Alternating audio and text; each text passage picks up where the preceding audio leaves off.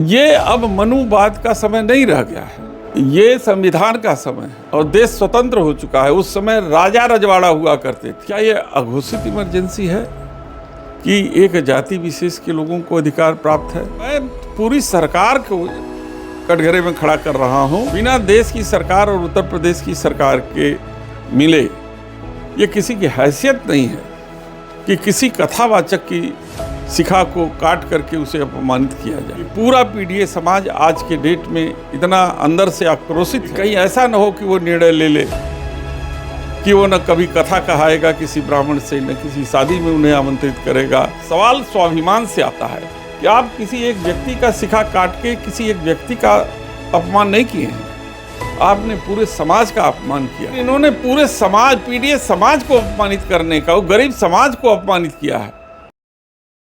साथियों, बहुत बहुत स्वागत है खुशखबरिया और काशी उजाला न्यूज़ में। इस वक्त मैं बनारस में हूँ और बनारस में हमारे साथ चंदौली के सांसद वीरेंद्र सिंह जी हैं।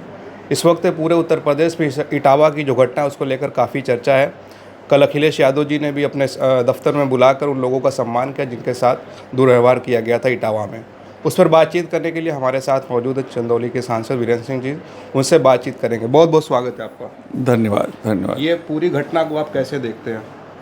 देखिए, मुकुटमणि यादव जी जो कथावाचक थे और कथा करने के लिए गए थे, जिस तरीके से उनकी शिखा को काट करके उन्हें अपमानित किया गया, ये केवल किसी एक व्यक्ति का अपमान नहीं है, ये पूरे पीडीए समाज के लोगों का अपमान है।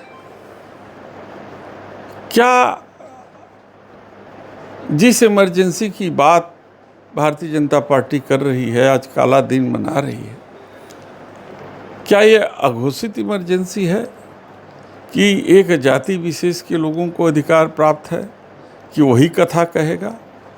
इसका मतलब वेद पढ़ने का अधिकार जो पहले मनु जी के समय में था कि किसी एक जाति को वेद और पुराण और कथा वाचने का अधिकार था, तो क्या वही पुराना समय लौट रहा है? क्या हम पुराने युग की तरफ लौट रहे हैं? तो ये बड़ा चिंता का विषय है और ये पूरे पीडीए समाज को अपमानित करने का ही साजिश थी।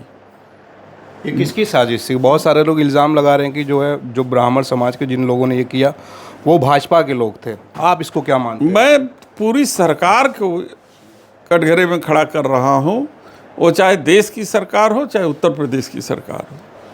बिना देश की सरकार और उत्तर प्रदेश की सरकार के मिले ये किसी की हैसियत नहीं है कि किसी कथावाचक की शिखा को काट करके उसे अपमानित किया जाए।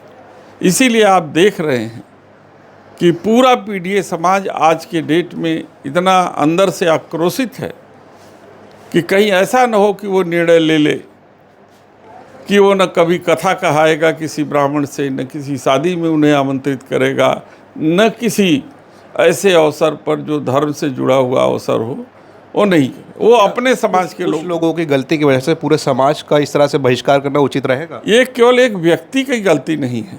अच्छा, ये एक साजिश है और उस साजिश में इस प्रदेश और देश की सरकारें जुड़ी हुई हैं और इसलिए ये पूरा समाज एकजुट होकर के इस बात का विरोध कर रहा है कि जब सवाल स्वाभिमान से आता है कि आप किसी एक व्यक्ति का शिखा काट के किसी एक व्यक्ति का अपमान नहीं किए हैं, आपने पूरे समाज का अपमान किया है। आपने तुलसीदास की उस चौपाई को चरितार्थ किया है जिसमें उन्होंने कहा था कि पूजा ही विप्र सकल गुणहीना, माने कि जो शास्त्र से प्रवीण है और शूद्र हो उसे एकदम न पूजिए, और जो विप्र हो अगर उसके पास ज्ञान भी न हो उसको पूजिए। तो ये इस तरीके से तुलसीदास जी के द्वारा लिखित चौपाई को स्थापित करने का जो प्रयास हुआ है वो गलत हुआ। अखिलेश यादव जी भी कह रहे हैं कि जो भागवत कथा सुन सकता है वो कह सकता है। आप भी कह रहे हैं कि सभी को कहने का हक होना चाहिए। लेकिन आज जो बयान सामने आया है स्वामी अभी मुक्तेश्वरानंद जो शंकराचार्य हैं, वो भी कह रहे हैं कि जो कथा सिर्फ है ब्राह्मण समाज के ही लोग कह सकते हैं, दूसरे समाज के लोग नहीं कह सकते। ये अब मनुवाद का समय नहीं रह गया है, ये संविधान का समय है और देश स्वतंत्र हो चुका है। उस समय राजा रजवाड़ा हुआ करते थे, उस समय राजतंत्र था, अब ये लोकतंत्र है। एक वोट अगर राजा का है तो एक वोट हमारे मजदूर का भी है। इसलिए इस लोकतंत्र में जितना अधिकार राजा को है उतने ही अधिकार मजदूर को है। तो जो अभी मुक्तेश्वरानंद जी ने, स्वामी जी ने जिस बात को कह रहे हैं वो राजतंत्र की बात कर रहे हैं। उनसे उनको जागना चाहिए, ये लोकतंत्र है और सबको सबका अधिकार है और अपने तरीके से पूजा पाठ करने का सबको राइट है। अच्छा, जो इटावा की जो महिला रेणु तिवारी थी जिनके पैर पर जो नाक रगड़वाई गई, अब उनका कहना है कि उनके साथ इन लोगों ने छेड़छाड़ की थी। ब्राह्मण समाज के लोग भी गुस्से में हैं कि एक तरफा कार्रवाई हो रही है, इसको आप कैसे देखते हैं? देखिए, ये सरकार है, ये सरकार राई का पर्वत भी बना सकती है और पर्वत को राई बना सकती है। इसलिए सरकार के किसी कृत्य पर इस देश के नागरिकों को कोई भरोसा नहीं है।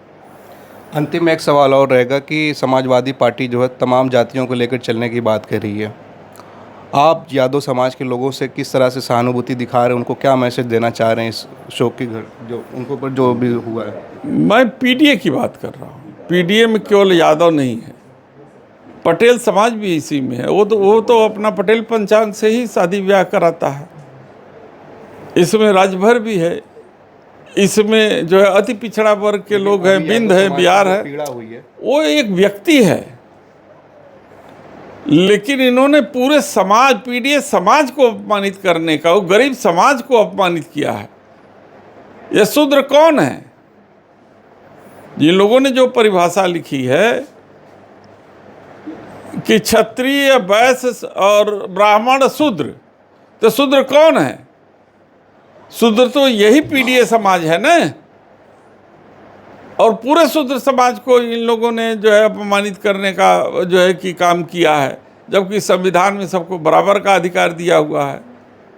अब देश बदल रहा है, समाज बदल रहा है, सोच बदल रही है। इसलिए सबको इस संविधान के द्वारा बताए हुए रास्ते पर चलना होगा और तभी यह देश जो है मजबूत होगा और तभी जो है समाज मजबूत होगा। चलिए, बहुत बहुत धन्यवाद हमसे बातचीत करने के लिए। हम बात कर रहे थे चंदौली के सांसद वीरेंद्र सिंह से, जो इटावा की घटना पर अपनी बातचीत कर रहे थे। इनकी बातों से आप कितना सहमत, अपनी राय ज़रूर कमेंट करें। आप देख रहे थे खोज खबरिया। बहुत बहुत शुक्रिया।